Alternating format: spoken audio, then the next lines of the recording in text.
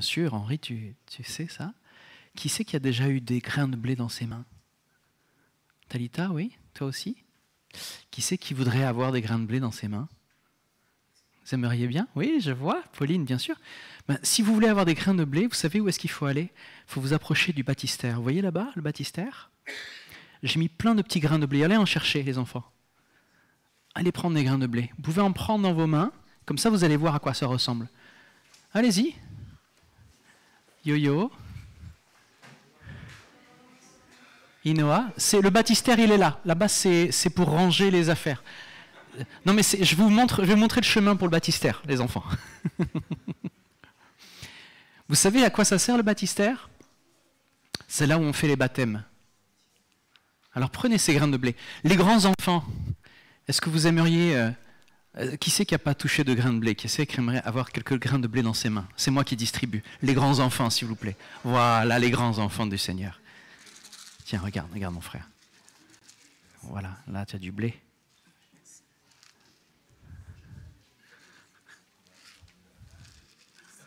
Vous voulez du blé?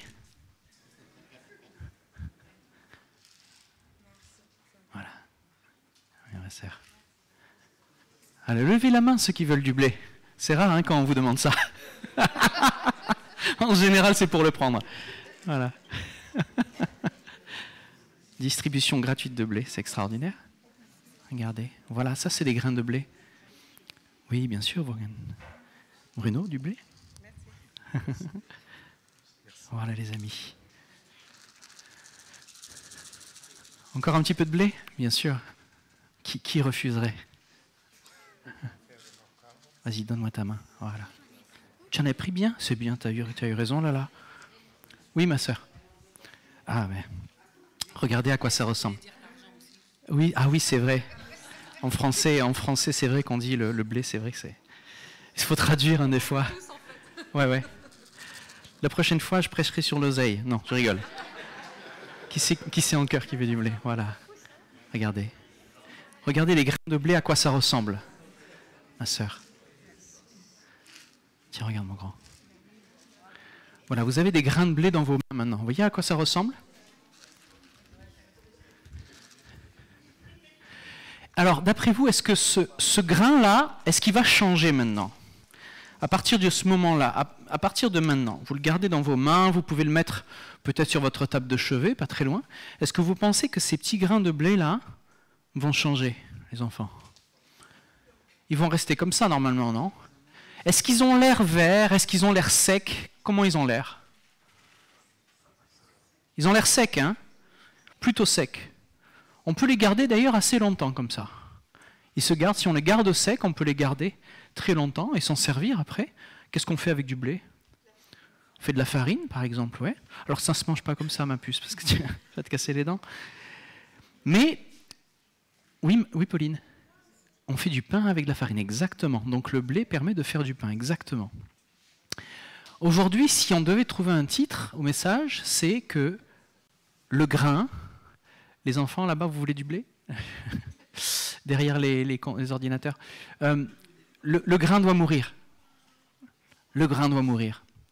C'est comme ça qu'on a appelé le message d'aujourd'hui. Vous voyez, ce petit grain que vous avez dans la main, si vous regardez bien, en fait, il est tout sec. Est-ce que vous savez à quoi ça ressemble, une gerbe de blé? Comment ça grandit, le blé? Vous savez à quoi ça ressemble? Vous avez déjà vu une gerbe de blé? Une petite plante de blé. Ah, attendez, alors regardez. Regardez les enfants, est-ce que ça c'est du blé, ça? Est-ce que vous voyez des grains dessus? Vous voyez des grains là-dessus? Faites passer si vous voulez. Regardez s'il y a des grains là-dessus. Vous voyez des grains là-dessus? Faites passer. C'est quoi ça d'après vous? Henri, ça c'est pour toi. Vas-y. Du chien-dent? T'es sûr que c'est pas de l'ivraie? Regardez, on dirait des gerbes avec des grains dessus. Tu en veux une? Tiens. Ça, c'est l'ivraie. Ça ressemble à des petits grains dessus, regardez. Vous voyez l'ivraie? Ça fait des gerbes avec des grains au bout. Faites passer, les amis. Aujourd'hui, c'est champêtre. Hein? Regardez ça. Vous voyez les gerbes? Faites passer dans le doute. Si vous regardez un petit peu sur Google, si vous voulez, pour être sûr, vous verrez que ça, c'est de l'ivraie. On dirait des grains, on dirait du blé dessus. Ça y ressemble fortement. Je vous dis ça parce qu'en même temps, on parle souvent du blé et de l'ivraie, mais ça ressemble à des grains. Est-ce que vous voulez maintenant voir des vraies gerbes de blé distribuées? Regardez les grains qu'il y a dessus. Combien, vous allez peut-être même compter les grains selon les gerbes. Regardez ça. De quelle couleur il est le grain qui est sur ces gerbes-là, d'après vous? Est-ce qu'il est en train de grandir, ce grain-là? Ça te va bien le vert. Ah, salut Chloé. Regardez, faites passer ça. Faites passer, puis vous pouvez garder, ça vous fera un souvenir d'aujourd'hui. Tiens, faites passer, faites passer. Il y en a, hein? Qui c'est qui en veut? Qui c'est qui veut voir à quoi ça ressemble? Hein? Ici, là, tiens. Voilà, Alexandre. Voilà. Regarde. Regardez ici. Mon frère. Il y en a qui multiplient, d'autres, certains 30, d'autres 50, d'autres 100. Pardon, mon frère. Je marche sur vos pieds, je suis désolé. Ah, regardez ça. C'est fou, il y a de l'ivraie qui s'est cachée dans le blé. Donc ça fait des grains aussi, mais ce n'est pas les mêmes, ça ne va pas donner le même résultat. Voilà un petit germe de blé, regarde. Regardez à quoi ça ressemble. Est-ce que ce blé est en train de changer, là? Regardez. Il est vert, celui-là, non? Regarde, regarde à quoi ça ressemble. Le blé, les amis. Yo-Yo, tu veux ton morceau de blé? Tiens. Regardez ça. Comparez le blé et l'ivraie, oui, exactement. Frère Pierre, voilà. Regardez.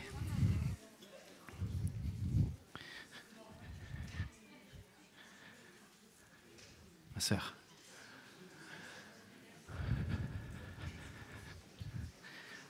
Donc j'ai arrêté d'offrir des fleurs à ma femme, je lui offre du blé. Au centuple. C'est plus facile. Alors regardez ça. Vous voyez les grains qu'il y a dessus, vous pouvez les compter? Est-ce que ces grains sont en train de pousser là? On le voit, hein, ils sont tout verts. Est-ce qu'ils ont le même aspect que les grains que vous avez dans votre main? Non. Quelle est la différence? Ceux-là ne sont pas encore mûrs. Ils continuent de pousser, n'est-ce pas?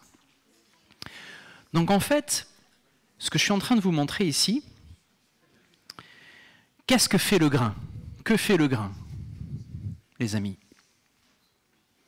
Que fait le grain? Donc je pose la question et la Bible va me répondre. Oui, Henri? Il est en train de fleurir là, hein? C'est ça? Donc il va bientôt partir en fleurs. Donc vous reconnaissez que ce ne sont pas des blés mûrs. Les blés mûrs, c'est ce que vous avez derrière là, c'est tout doré.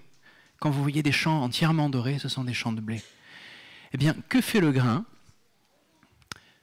Jean 12 nous dit, je vous l'assure, si le grain de blé, regardez, que l'on a jeté en terre ne meurt pas, il reste un grain unique. Il reste tout seul. Ok? Si le grain que vous avez dans la main n'est pas tout sec et il n'est pas mort, eh bien, il ne donnera rien si vous le plantez. Il ne pourra pas donner ça. Mais s'il meurt, il porte quoi? Regardez, du fruit en abondance. Comptez le nombre de grains qui sont sur juste une gerbe, comme ça. Oui, là.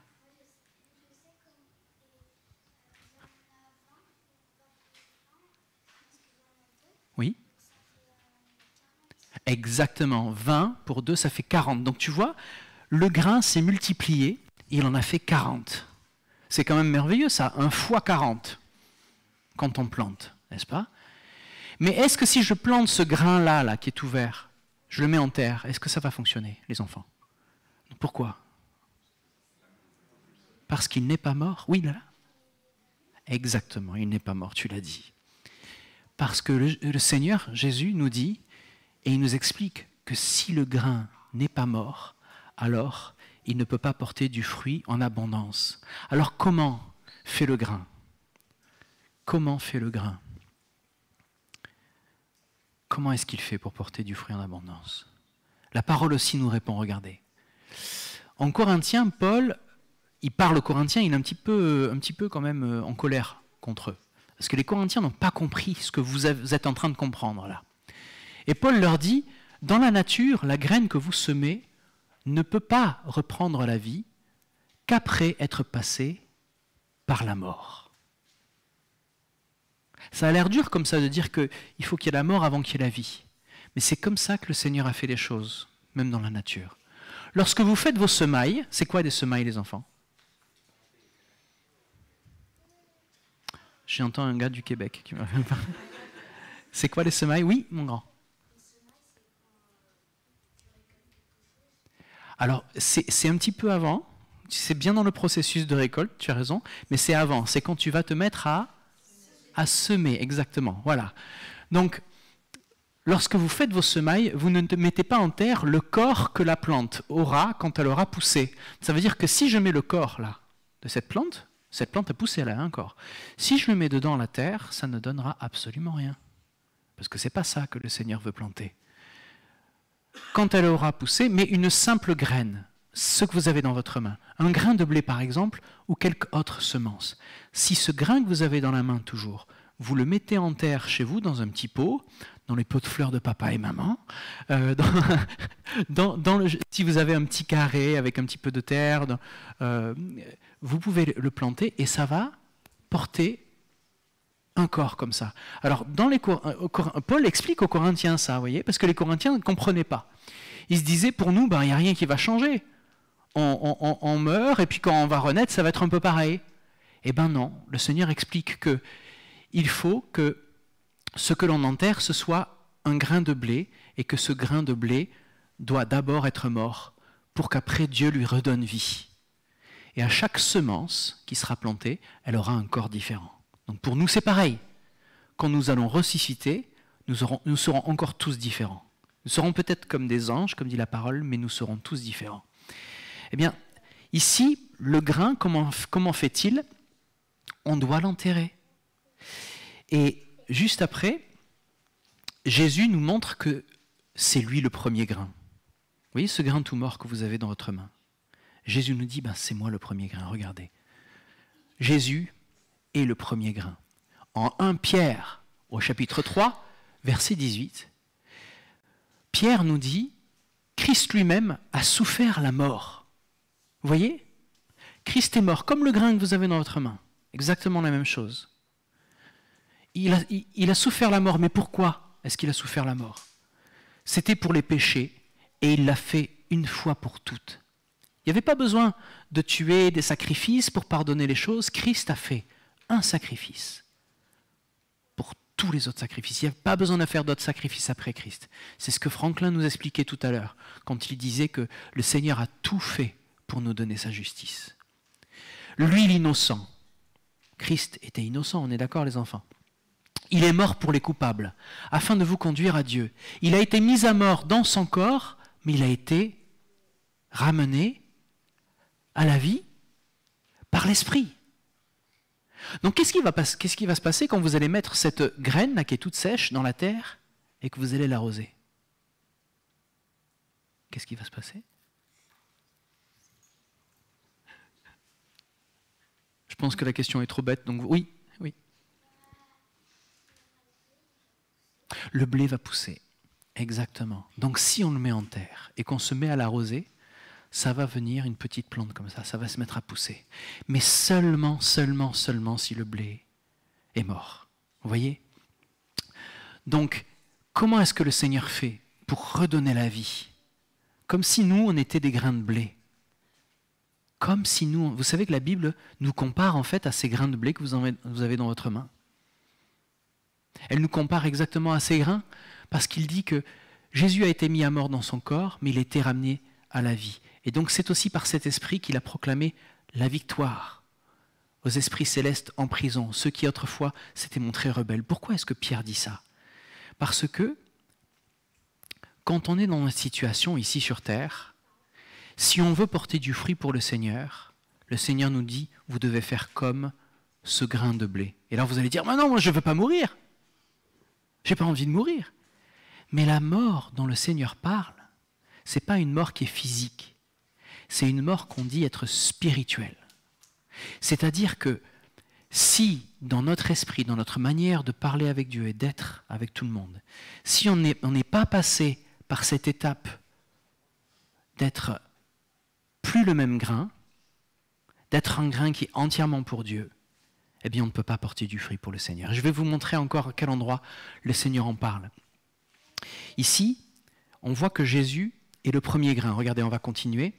Alors que Dieu faisait preuve de patience à l'époque où Noé construisait le bateau, un petit nombre de personnes, 8 en tout, furent sauvées à travers l'eau. Qu'est-ce qui s'est passé avec Noé?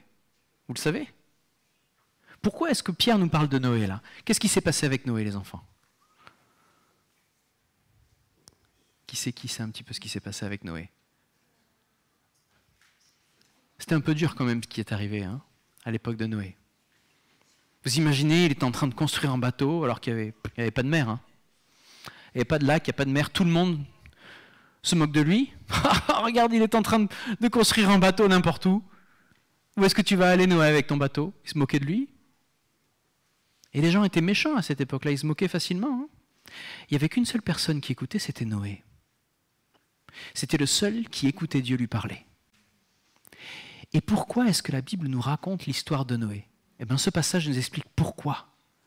Ce n'est pas juste une histoire pour les enfants, pour vous amuser en vous disant que quelqu'un a construit un bateau, le Seigneur a envoyé plein d'animaux dedans, puis ils sont mis à flotter, puis ils ont repeuplé la terre. Ce n'est pas juste pour ça. Ici, dans le Nouveau Testament, on nous explique que cette histoire était là pour nous expliquer ce que c'est que le baptême. Vous vous rendez compte? Ça nous explique ce que c'est le baptême. C'est pour ça que vous êtes allé auprès du baptistère là-bas pour aller chercher les grains de blé morts. C'est parce que c'est là-bas que tout se passe. C'est là-bas qu'ils reprennent vie. C'est quand le blé rencontre l'eau que ça reprend vie. Regardez ce qu'il nous dit ici. C'est ainsi que vous êtes sauvés maintenant. Il nous explique comment on est sauvés. Comme Noé a été sauvé dans les eaux. Ces événements préfiguraient le baptême. Alors préfigurer, ça veut dire qu'il montrait ce que c'était le baptême. Il nous montrait dans le passé ce que c'était que le baptême. Donc celui-ci ne consiste pas à juste se laver, quand vous allez rentrer dans le baptistère. Et le jour où vous rentrez dans le baptistère, vous n'avez pas pris un bain, juste. Il n'y a pas de savon de toute manière là-bas, je ne sais pas si vous avez remarqué. Il y a de l'eau, il faut prier qu'elle soit chaude déjà. Donc c'est pas comme un bain. Mais à quoi sert le baptême? Regardez, ça sert à ça. Celui-ci ne consiste pas à laver les impuretés, mais à s'engager envers Dieu avec une conscience pure. Quand on arrive dans les eaux du baptême, c'est comme si notre ancienne vie était morte. Dieu ne se souvient plus du tout de nos bêtises, il ne se souvient pas de notre passé. Il choisit, il est écrit, il choisit de ne pas se souvenir. Ce n'est pas que Dieu a une perte de mémoire, Dieu arrive très bien à se rappeler de tout, mais il choisit de ne pas regarder votre passé à partir du moment où vous êtes entré dans les eaux du baptême. Et il l'a fait parce que Jésus est celui qui a payé pour nos fautes. Vous savez, s'il était juste aussi simple de rentrer dans les eaux du baptême, de se dire on rentrerait tous les jours dans les eaux du baptême pour que Dieu oublie. Et souvent, quand on est jeune chrétien, on se dit « Oh mince, j'ai encore fait des bêtises, si seulement je pouvais me refaire baptiser. » Levez la main ceux qui n'ont jamais pensé ça. Donc vous avez tous pensé ça. Je joue avec vous là. Mais franchement, moi, c'est ce qui m'est arrivé. Quand je suis rentré dans les eaux du baptême, j'étais tellement jeune. Et je n'avais pas compris vraiment tout ce que c'était ces choses-là. Qu'est-ce que ça voulait dire mourir comme un grain de blé? Qu'est-ce que ça veut dire mourir à soi-même? Ça veut dire que maintenant, tout ce que je vais faire, je ne vais pas le faire juste pour moi, je le fais avec Dieu. Et je le fais pour Dieu. C'est pour ça qu'on parle de mort. C'est parce que la volonté que j'avais avant, les ambitions que j'avais avant de connaître Dieu, toutes ces choses-là, elles sont considérées comme mortes. Elles ne sont plus en action dans ma vie. Ce qui est en action dans ma vie maintenant, c'est la marche avec Dieu. C'est Dieu qui partage avec moi sa volonté. Et moi, je dis oui et amen à ce qu'il me montre. Vous voyez? Donc, l'ancien Cyril est mort, le nouveau Cyril est né à travers les eaux du baptême. Donc, il fallait passer par cette mort-là, vous voyez? C'est la mort de tout ce qui était en nous, de ce qui appartenait pas à Jésus. Tout ça, c'est mort. Et Jésus choisit de ne plus le regarder. Donc, non, reviens. Merci. Tout cela est possible grâce à quoi? Regardez, à la résurrection de Jésus-Christ, qui depuis qu'il est monté au ciel, depuis son ascension, il siège à la droite de Dieu et à qui les anges, les autorités et les puissances célestes sont soumis. Tout ça, c'est grâce à Jésus. Pourquoi? Parce que Jésus-Christ, lui, il est le grain de blé qui a dû mourir. À la croix, il est mort pour ça. Et parce qu'il est mort, il a payé pour nos fautes. Et parce qu'il est ressuscité, nous maintenant on peut porter du fruit. Vous voyez? Parce que regardez ce qui se passe. Quand vous arrosez, imaginez, vous mettez le grain de blé dans de la terre, d'accord? Et vous le laissez comme ça. Qu'est-ce qui va se passer? Et là, qu'est-ce qui se passe? Si je mets le grain de blé dans la terre et je le laisse, qu'est-ce qui se passe? Dis-moi, tu as une idée? Non, tu ne sais pas? Est-ce que quelqu'un a une idée? Oui, Alexandre. Exactement, ça va rien faire. Et tu as donné la raison. Parce que Oui, Pauline? Exactement, il va rester dans la terre et du coup, ça va rien faire du tout. Rien du tout. Qu'est-ce qui lui manque à ce grain de blé? Oui. Mais bien sûr, l'eau. Comme l'eau là-bas du baptistère. Hein? Il lui manque l'eau. Parce que grâce à l'eau, le grain de blé qu'il y a dans votre main là maintenant, qui est... Oui, Talita. C'est un peu ça, ma puce, absolument, oui. C'est comme si nous, on était le grain, et Jésus, c'est comme l'eau, on a besoin de lui pour vivre. C'est bien ça. D'ailleurs, Jésus, il dit, tous ceux qui boiront de l'eau que je leur donnée, ils vivront. Et ils vivront pour la vie éternelle. Donc oui, ma puce, absolument, bien sûr. Tout cela est possible grâce à la résurrection de Jésus. Vous savez pourquoi c'est possible? Si Jésus n'était pas ressuscité, alors on ne peut pas avoir une nouveauté de vie. Mais qu'est-ce qui a ressuscité Jésus d'entre les morts, les enfants? Qui sait qu'il y a une réponse? C'est Dieu qui a ressuscité. Qu'est-ce qu'il a envoyé pour ressusciter le corps de Jésus? Vas-y, dis-moi ce qu'il a envoyé pour ressusciter le corps de Jésus. Oui, Talita? Les anges. Alors non, les anges ont aidé, ils ont poussé la pierre, c'est vrai. Mais ce n'est pas les anges qui ont aidé Jésus à ressusciter d'entre les morts. Qui est l'enfant béni qui a dit ça? Je crois que c'est la voix de Bernie, j'ai entendu, non? Oui, c'est ça, hein? Tu es là. Eh bien oui, c'est ça. C'est le Saint-Esprit. C'est comme si c'était l'eau. Souvent on chante Saint-Esprit, coule sur moi, coule sur moi, coule, coule sur moi, coule, pluie de Dieu. Hein? Eh bien c'est le Saint-Esprit qui est venu ressusciter Jésus d'entre les morts. Et vous savez quel est l'esprit que Dieu nous a donné? Est-ce que c'est un autre esprit? Non, c'est le même Saint-Esprit. Donc, est-ce que c'est juste l'eau du baptistère là-bas qui fait qu'on est de nouveau, ou est-ce que c'est le Saint-Esprit qui nous ressuscite? Les enfants. Oui, Alexandre. Les deux? Mais tu as raison! Alors c'est vrai qu'avec le Saint-Esprit, alors tu as bien répondu, les deux. Le Saint-Esprit nous aide à vivre d'une vie nouvelle. C'est lui qui va faire qu'on va porter du fruit. Ok? Mais pourquoi est-ce qu'on a besoin de l'eau? Pourquoi est-ce que l'eau est importante? Oui, Alexandre. C'est entre toi et moi aujourd'hui. Oui? Vas-y, répète. Oui, il fait pousser. Il fait pousser, exactement. Le Saint-Esprit fait pousser, mais alors l'eau fait pousser le blé, mais ce que le baptistère là-bas, vous avez vu déjà à quoi ça ressemble dans le baptistère? Ouais, vous avez vu les enfants, vous avez jeté un coup d'œil dedans? Eh bien, ça sert à montrer comme ce qui est arrivé à Noé. Il a fallu que tout soit enseveli pour que tout soit à nouveau tout neuf après une fois que ça sorte. Vous voyez? Il a fallu que tout ce qui était mauvais, tout ce qui était mort et mauvais est resté au fond de l'eau. Tout ce qui a flotté et qui est ressorti après, c'était ce que Dieu a approuvé. Et donc c'est pour ça qu'ici, en Pierre 3, il nous parle de ça. Donc qu'est-ce que ça change pour nous? En Romains 6, regardez ce que dit Paul. C'est là que vous allez tout comprendre. Ne savez-vous pas que nous, qui avons été baptisés pour Jésus-Christ, c'est en relation avec sa mort que nous avons été baptisés? Voyez maintenant? C'est en relation avec la mort de Jésus-Christ que nous avons reçu le baptême. Nous avons donc été ensevelis avec lui par le baptême, en relation avec sa mort, afin que, comme Christ a été ressuscité par la puissance glorieuse du Père, la puissance glorieuse du Père, c'est le Saint-Esprit. C'est sa puissance sur le corps de Jésus. Nous aussi, nous menions une vie nouvelle. Nouvelle. Donc, qu'est-ce qui me permet de porter du fruit quand j'ai le Saint-Esprit? D'une manière concrète, à quoi ça ressemble? Concrètement, à quoi ça ressemble? Est-ce que vous allez voir des fruits pousser comme ça, là? Une banane? Non? Une orange qui pousse? Non, c'est pas ce genre de fruit. C'est quoi le genre de fruit que Dieu veut que je porte? Oui. La vie, absolument, ça fait partie du fruit. Oui, est-ce qu'il y a d'autres fruits? La mort? Ah, l'amour, j'ai eu peur. Tu m'as fait peur, Agel. L'amour. Oui, l'amour. L'amour est un fruit, n'est-ce pas? Parce que cet amour qui vient, s'il vient de Dieu, il va porter du fruit, cet amour, même dans les difficultés les plus difficiles. Écoutez-moi. Écoutez-moi. Même dans vos difficultés, cet amour va porter du fruit. Absolument. Parce qu'il ne vient pas de vous, il vient de Dieu. Il nous arrose par son Saint-Esprit.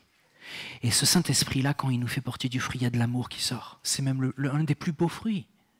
Alors en même temps, le fruit de l'Esprit, il y a quoi dans les fruits de l'Esprit, les enfants? Vous connaissez un petit peu. Il y a quoi dans les fruits de l'Esprit? Oui. La croyance, alors la foi, exactement, la foi. Il y a quoi d'autre? La paix et la joie.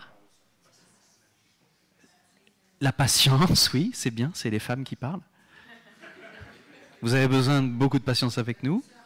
La douceur, absolument. Là, la persévérance, oui, ça fait partie de ce que fait. Alors, c'est pas dans Galates 5, mais ça fait partie des fruits, clairement, c'est vrai. La maîtrise de soi, merci. Elle est tellement importante, celle-là. Oh là là, les amis. Mais voyez, toutes ces choses-là, quand le Saint-Esprit comme ça nous arrose, eh bien, on va porter du fruit pour Christ, on va porter du fruit pour Jésus. Et si vous voyez des gens qui manquent de joie, qui manquent de patience, qui manquent de maîtrise de soi, c'est peut-être parce qu'ils n'ont pas cherché à être arrosés assez. Arrosés par le Saint-Esprit. Vous voyez? Donc le grain doit mourir. Mais qu'est-ce qui lui permet de reprendre vie? C'est Dieu. C'est par le Saint-Esprit que ça se passe. Alors nous aussi, nous pouvons mener une vie nouvelle grâce à ça, grâce au Saint-Esprit. Donc, on peut terminer un petit peu ici l'histoire du blé. Vous voyez le blé que vous avez dans les mains là, parce qu'il n'est pas mort, parce qu'il n'est pas mûr, il ne va rien donner. Mais ces petits grains de blé qui sont tout moches, qui sont tout secs, ils sont tout secs, ils ont l'air un peu dorés, mais ils ne sont pas très beaux, ils ne sont pas verts, on voit qu'ils n'ont pas de vie. Eh bien, c'est ceux-là qui sont les plus précieux pour nous. Parce que ces petits grains de blé, quand vous allez les mettre en terre et que vous allez les arroser et en prendre soin, ils vont porter plein de fruits. Vous voyez? Donc, c'est là que le Seigneur s'attend à nous. Il nous attend ici. Si on accepte, quand on grandit, de lui donner notre vie, comment ça se voit? Ça se voit dans l'eau. L'eau, ça vient prouver à tous nos frères et sœurs et aux puissances célestes qu'on a fait un choix, celui de mourir à nous-mêmes, à notre passé, à nos anciennes ambitions, les anciennes choses qui nous éloignaient de Dieu, et qu'on a fait ce choix de rentrer dans les eaux du baptême pour vivre comme lors du temps de Noé, une résurrection. Tout ce qui est dans l'eau meurt et est oublié, et tout ce qui ressort est une nouveauté de vie. Vous voyez? Donc le grain doit mourir, mais après être mort, il va être absolument extraordinaire. Ce grain, il va porter des fruits, il va faire plein de choses, il va régaler tout le monde. On va pouvoir faire du pain pour Pauline, on va pouvoir faire... qu'est-ce qu'on fait d'autre avec du blé? De la farine, on va pouvoir faire des gâteaux. On va faire plein de choses avec ce blé. Eh bien Dieu, avec nous, c'est pareil. Au lieu de faire... on discute cuisine, c'est ça? Qu'est-ce qui se passe? Des galettes. Les galettes de Rachel, il faut goûter. On va pouvoir faire plein d'autres choses. Et le Seigneur, c'est pareil. Avec nous, une fois qu'on lui a donné notre vie, tout ce qu'on va faire comme on le fait avec le Seigneur et pour le Seigneur, eh bien, on va pouvoir changer notre vie, mais changer la vie de plein de gens autour de nous. Tout à l'heure, je vais partager avec vous, enfin, c'est le frère Franklin qui va partager avec vous les fruits que le Seigneur a portés dans la dernière mission qu'il est allé faire au Burkina Faso. Vous allez écouter les fruits et la multiplication que le Seigneur a fait sur la terre là-bas, sur la terre africaine. Il y a eu énormément de fruits et qui vont continuer de pousser. Et vous allez écouter ce témoignage de vie nouvelle. Parce qu'il y a une autre chose, et on va terminer là-dessus avant de prier, c'est que le grain dans la Bible, ça représente quoi, les enfants? Oui? La foi? Alors, oui. L'abondance aussi. Le grain peut représenter nous-mêmes, d'accord? Puisqu'on dit qu'il faut qu'il meure pour après revivre. Oui, Pauline. La parole de Dieu, c'est ça que je voulais dire, exactement. La prochaine fois, il faut que tu viennes avec moi pour m'aider, parce que la parole de Dieu, c'est exactement ça que ça apporte, Pauline. C'est que cette parole, ce grain-là, la parole de Dieu dit, et là on parle de la parabole du semeur, on trouve ça en Matthieu au chapitre 15, il est dit que si cette parole, elle est plantée dans la graine dans la terre de votre cœur, cette parole-là qui représente ce petit grain, la parole de Dieu aujourd'hui c'est juste des mots sur du papier, on est d'accord. Je ne vais pas mettre une graine dans ma Bible et puis elle va se mettre à pousser. Donc la parole écrite comme ça, elle est sans vie. Mais quand cette parole, elle est semée ici, dans notre pensée, c'est-à-dire notre cœur et tout ce que l'on aime, cette parole, elle va aussi porter du fruit, vous voyez? Vous voyez? Et c'est ça que le Seigneur attend de nous. C'est qu'on lui fasse confiance, que ce qui a l'air pas très important, ce qui a l'air un peu mort aujourd'hui, peut-être que la Bible, des fois quand vous la lisez, vous dites « Ah, je connais déjà, j'ai déjà lu, ça m'ennuie ».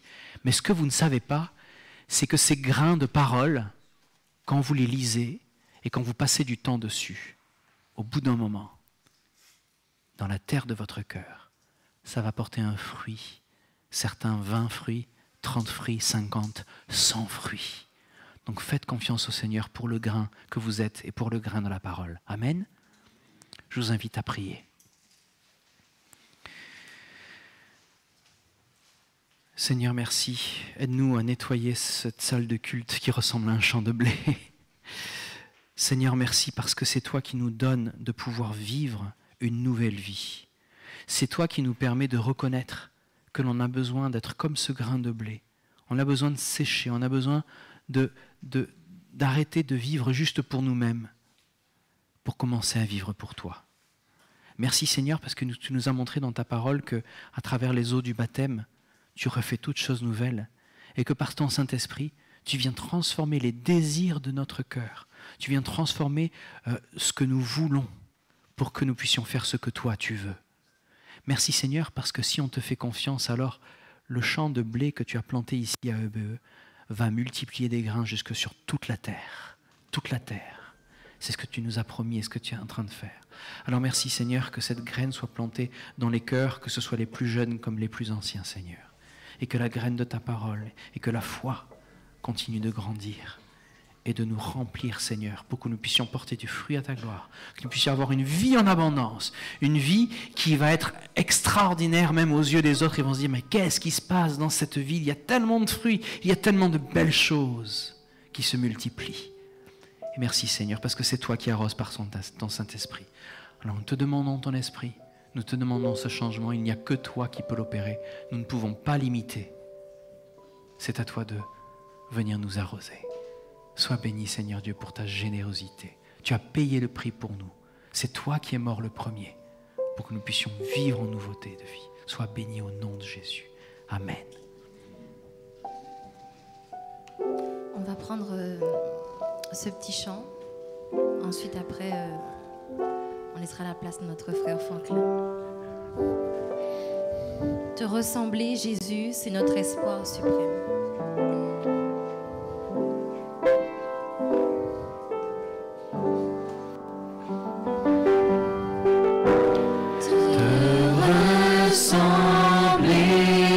Jésus, c'est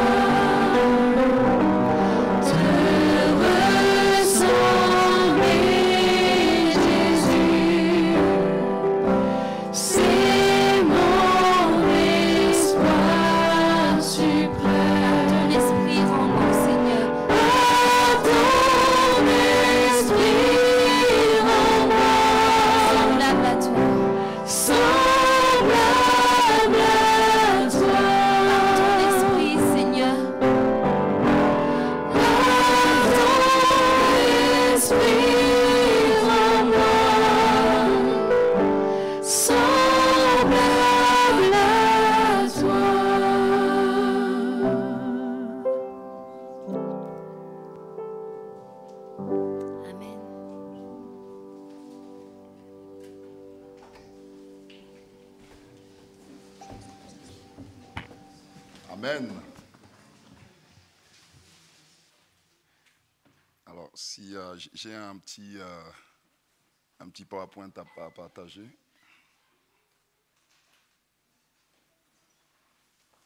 Merci. Donc déjà, j'aimerais vous remercier pour vos prières. Le Seigneur a vraiment a bien conduit les choses à tout point de vue. Donc il n'y a pas eu le moindre problème. On est arrivé lundi soir, c'est ça?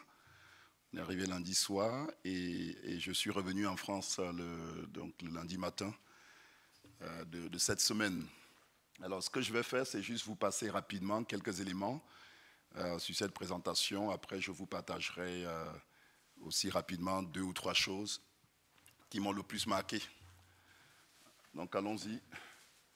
Donc, vous savez que c'est la 2e fois que j'y vais au Burkina Faso, à Ouagadougou, donc à la capitale, sous l'invitation du pasteur de l'église, ce qu'ils appellent l'église centrale là-bas. Souvent, c'est la première église d'un mouvement.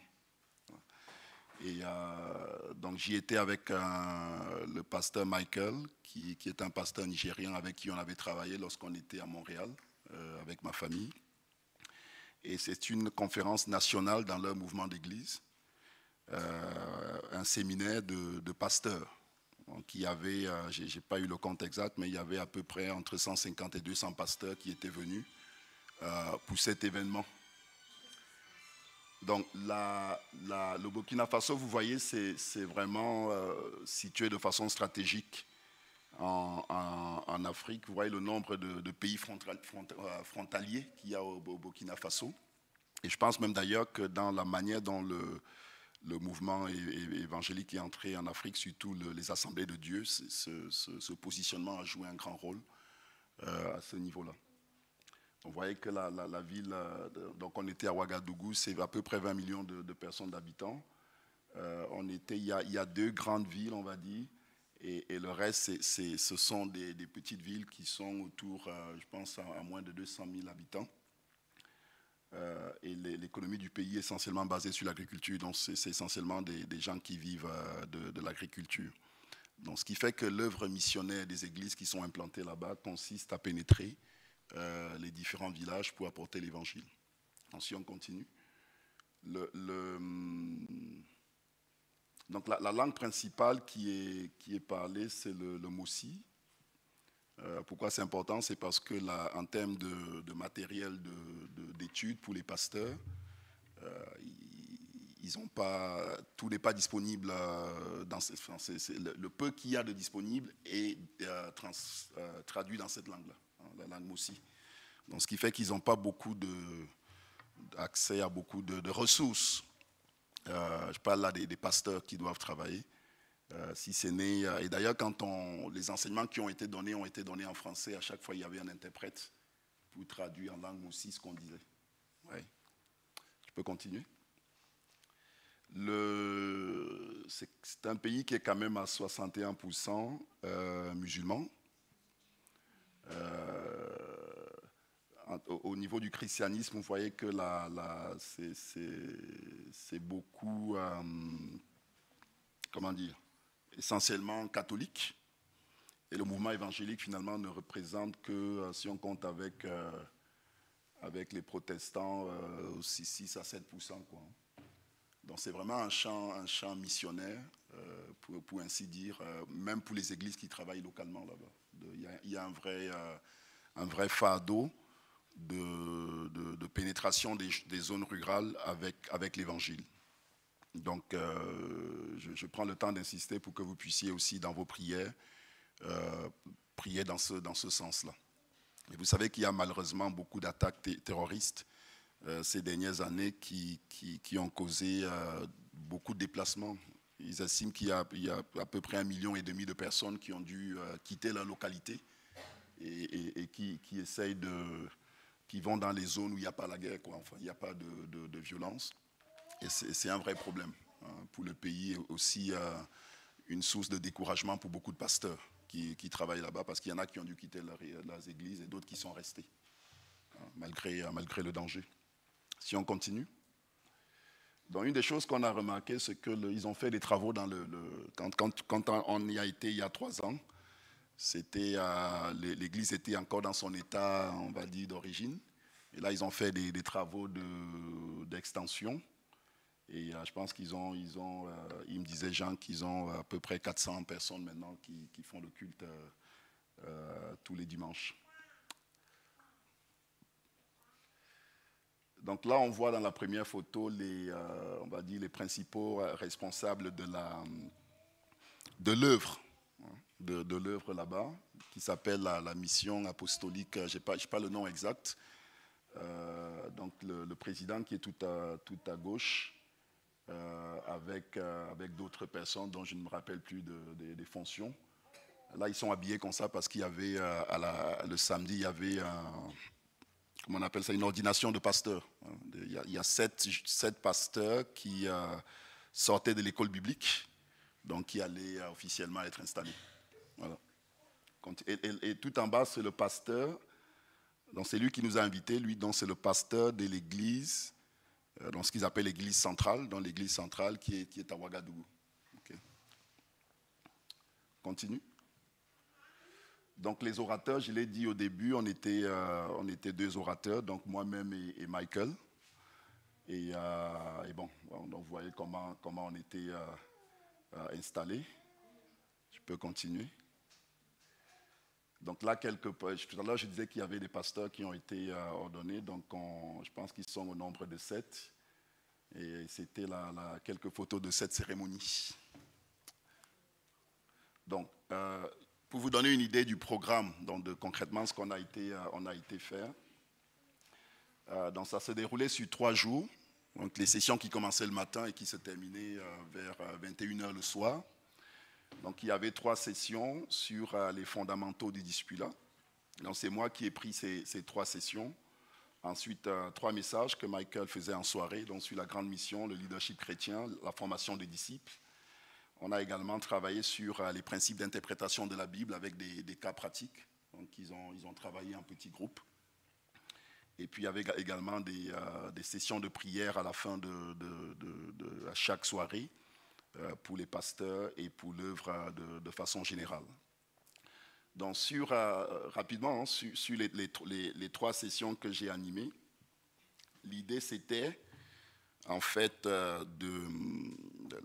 la question que j'ai posée en début de session, c'est lorsque, en tant que pasteur, vous avez un jeune converti dont vous devez vous occuper, on va dire, pendant 3 mois pour en faire un disciple. Comment vous faites ? Quels sont ce que vous estimez comme étant les fondamentaux qui doivent être imprimés dans son cœur? Est-ce que vous avez une démarche intentionnelle ou est-ce qu'il s'assoit juste et puis le travail continue, ou est-ce qu'on est, en tant que pasteur, en tant que serviteur de Dieu, est-ce qu'on est nous-mêmes équipés des choses dont on sait qui doivent être implémentées dans la vie du croyant pour en faire un disciple. Donc la réflexion, elle tournait autour de ça. Et j'ai travaillé sur la justification, la sanctification et la consécration, mais pas de façon, on va dire, théologique, mais c'est de montrer comment chacun de ces aspects de la vérité de la croix, ce que ça révèle en termes de connaissances spirituelles et comment c'est censé changer la façon dont le disciple voit le monde quand il vient à Christ. Comment c'est censé changer la manière dont il vit quand il a reçu la vie nouvelle. Et comment c'est censé changer la raison pour laquelle il vit. Ouais. Et c'est les trois choses sur lesquelles on a travaillé. Et le Seigneur a fait... Ces pasteurs sont pour la plupart, en tout cas ceux qui sont à Ouagadougou, c'est des gens qui sont dans le ministère depuis très longtemps. C'est des gens qui ont des grandes églises, 600, 700 personnes, et pour beaucoup qui ont fait des études théologiques à l'étranger. Dans la question que j'aurais pu me demander ce que je faisais là. Voilà. Est-ce qu'ils ont besoin de moi? Qu'est-ce que je leur apporte? Le Seigneur dit dans sa parole qu'il appelle un homme de loin pour accomplir sa volonté et que c'est son dessein, c'est sa volonté et c'est lui qui l'accomplit. Un appel, lorsque Dieu appelle quelqu'un, c'est le moyen par lequel il accomplit sa volonté. C'est son plan, c'est son œuvre. Quand Dieu appelle un homme, une femme, c'est la stratégie qu'il met en place pour accomplir sa volonté. Ce qui fait que ce qui est important, et c'est là-dessus que moi j'appuyais quelque part ma confiance. Ce qui est important, ce n'est pas de savoir si j'avais plus de connaissances que les gens qui étaient en face de moi. Oui. Ce qui est important, c'est d'avoir la conviction que Dieu m'a envoyé faire ce que je faisais là. Et qu'il m'avait préparé pour ça. Et j'ai vu la présence du Seigneur travailler les cœurs comme rarement je l'avais vu. Pendant le temps d'enseignement, je disais à mes frères, il y avait dans la salle comme si une source d'eau vive était ouverte. Et je pouvais voir au moment de l'enseignement le travail que faisait l'Esprit dans les cœurs. Glorieux. Glorieux. C'est là que j'ai vu, ça faisait rire Cyril, mais j'ai compris à ce moment-là que c'est Dieu qui m'avait envoyé. Que je n'étais pas venu de moi-même. Ouais. On aura l'occasion d'en discuter plus en détail. Je ne vais pas m'étaler davantage, mais sachez que vos prières ont porté du fruit. Les pasteurs ont témoigné, beaucoup ont été bouleversés et ont dit qu'ils ne feraient plus jamais le ministère de la même façon. Et qu'ils voyaient déjà l'impact de ce qu'ils avaient reçu parce qu'ils retournent vers leurs églises et même au-delà du Burkina Faso, parce que je pense que le Seigneur, il y avait une grande grâce et qu'ils ont vu quelque chose de la part de Dieu qui les a encouragés, qui les a stimulés davantage dans le ministère. Et je rends toute la gloire au Seigneur qui a fait ces choses dans les cœurs pour sa seule gloire. Et maintenant, on continue à prier pour dans la prière, essayer de comprendre ce que tout cela signifie. Parce que quand Dieu parle, je ne sais pas si c'est David qui disait Dieu a parlé une fois, 2 fois, je l'ai entendu. Quand Dieu parle, il faut prendre le temps de comprendre ce qu'il a dit. Donc il y a tout un travail maintenant à faire pour dire quelle est la signification de ce qui s'est passé là-bas pour moi, pour nous en tant qu'Église, et aussi pour les pasteurs qui ont été au bénéfice de ça. Alléluia. Je vais m'arrêter là. On aura l'occasion sans doute d'échanger sur ça. J'ai compris et appris beaucoup de choses sur la manière dont Dieu travaille. J'ai appris, quand on préparait ce moment dans la prière, le Seigneur nous a montré des choses que j'ai vu s'accomplir réellement sous mes yeux.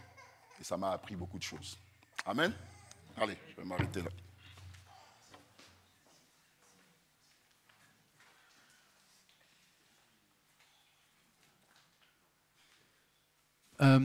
Oui, je peux m'occuper des annonces. Donc, gloire à Dieu vraiment pour cette mission, parce que c'est pas la dernière. De toute manière, le Seigneur fait des choses extraordinaires. On avait reçu cette prophétie en 2010, il me semble, que notre Église serait une Église des nations, que nous pourrions d'ici former des personnes qui vont aller impacter différents pays. Et c'est vraiment une joie, une grâce, parce que là, il y a de la multiplication, justement. une vraie multiplication spirituelle. Et quelle joie de voir le Seigneur travailler, utiliser des... Voilà. C'est un sacrifice. Franklin n'a pas pu passer une grande partie des vacances avec ses enfants. Et c'est là qu'on porte du fruit, vraiment, en fait. C'est quand il y a toujours des sacrifices. On parlait du baptême, qu'on aura envie de se refaire baptiser en disant « je veux me reconsacrer au Seigneur », mais oubliez ça. C'est chaque jour qu'on se reconsacre au Seigneur. C'est chaque jour qu'on choisit soit de faire ses propres choix, d'obéir et de suivre et d'être dans la joie du Seigneur, soit de ne pas écouter le Seigneur et puis de perdre notre temps, au fond. Et le temps est court. Alors, les annonces. Donc nous avons le samedi 14 mai un moment important. Il y a 2 moments importants le 14 mai. De 17h à 21h, déjà à Poissy, il y a une rencontre ado. Donc si vous avez un ado et qu'il aime le barbecue, c'est l'endroit où il faut aller.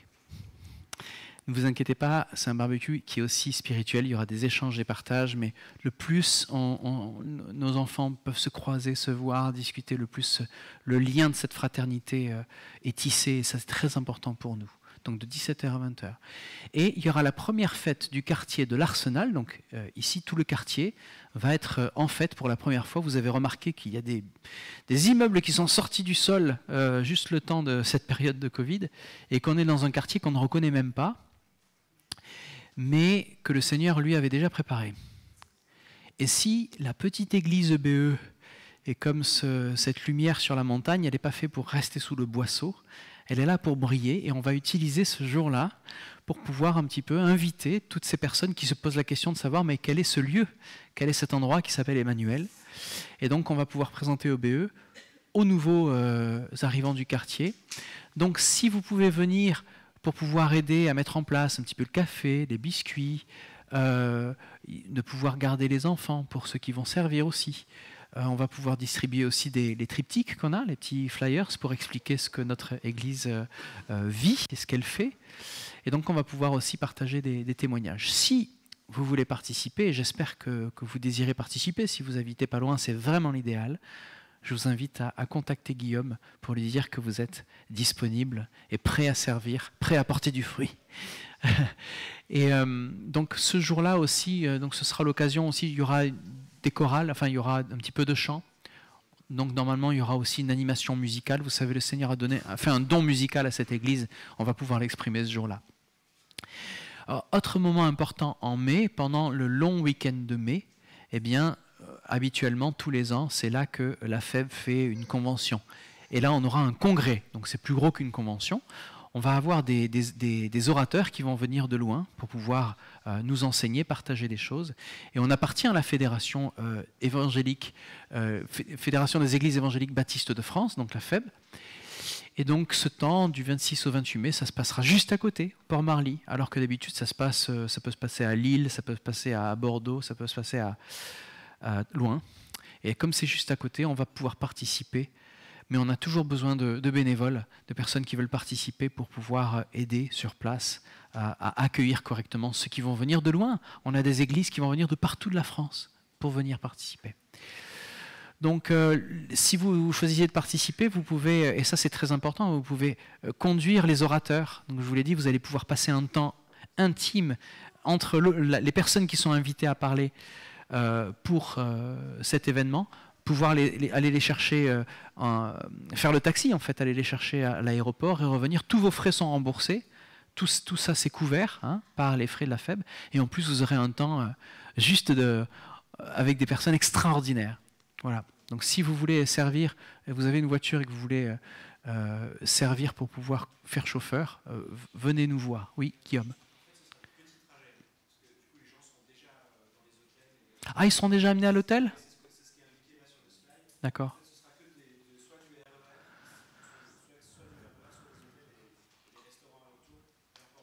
D'accord. Pas de gros kilomètres alors ? D'accord. Ah. Ah, merci, d'accord, d'accord. D'accord.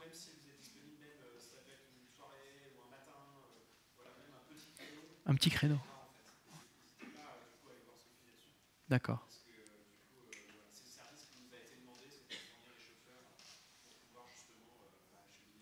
C'est C'est ça. Chaque église participe à sa manière et nous allons participer comme ça.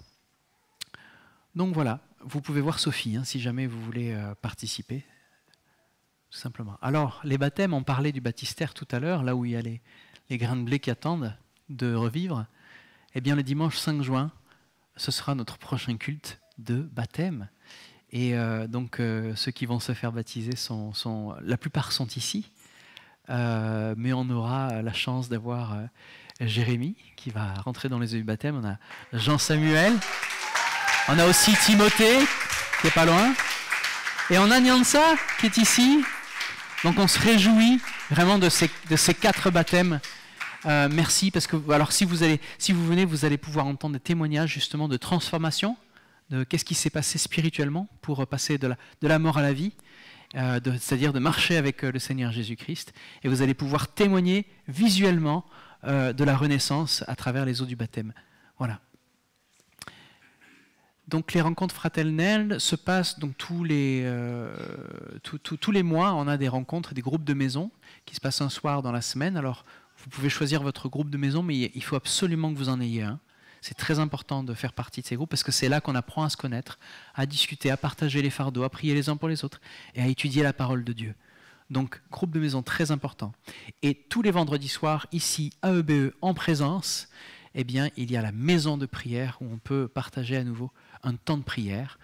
Je rappelle aussi, alors c'est peut-être sur le prochain slide, que tous les mois, nous faisons alors oui, je peux vous accompagner dans les bases de la foi, hein.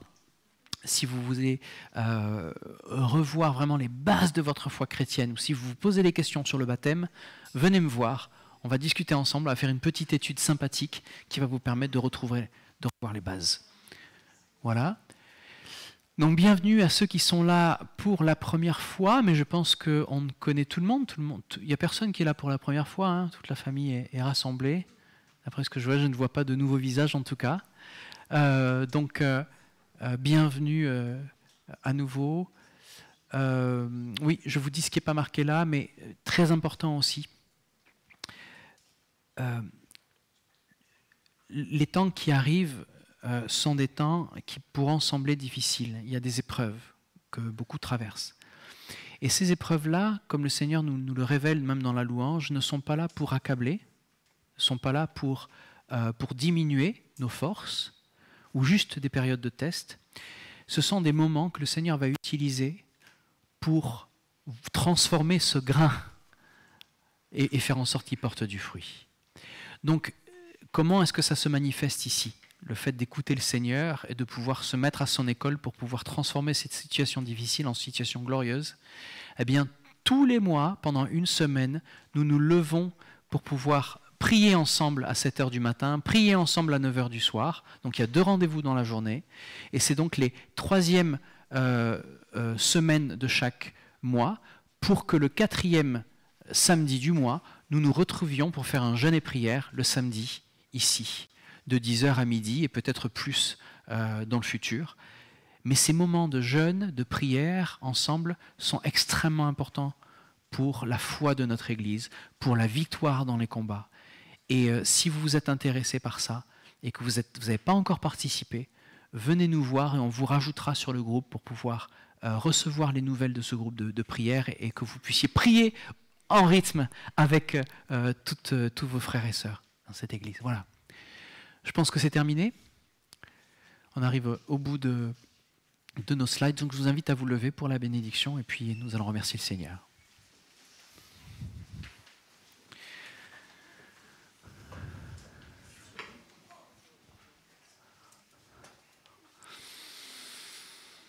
Seigneur Dieu, nous voulons te bénir, nous voulons te louer. Merci Seigneur pour cette parole qui multiplie dans nos cœurs les bénédictions qui viennent de toi. Merci Seigneur pour cette source d'eau vive qui coule du trône et qui rentre dans les rangs de ton Église et qui fait en sorte que chacun puisse se baigner dans ta présence. Mais nous désirons Seigneur que tu nous remplisses de ton Saint-Esprit. Nous voulons que tu viennes couler sur nous justement pour que nous puissions porter du fruit et vivre une vie en abondance et pouvoir multiplier les bénédictions autour de nous, Seigneur. Parce que quand nous les multiplions autour de nous, nous les vivons nous aussi. Alors merci Seigneur, nous ne voulons pas que tout soit centré sur nous, mais tout soit centré sur toi.